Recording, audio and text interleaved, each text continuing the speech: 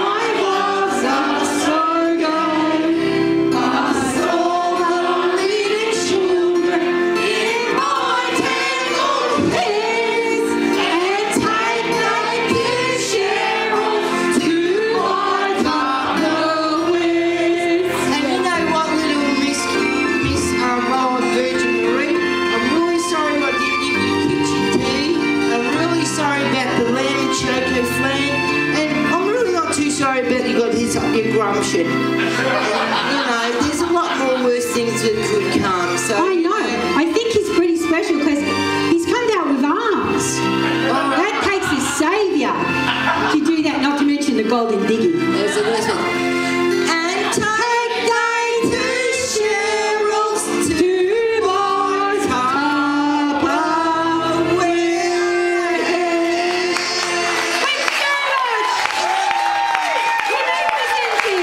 Let's circumcise this little bitch.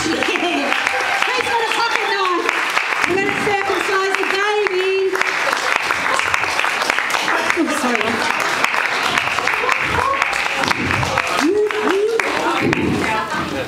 That's the end of the show. And I'd like to thank those.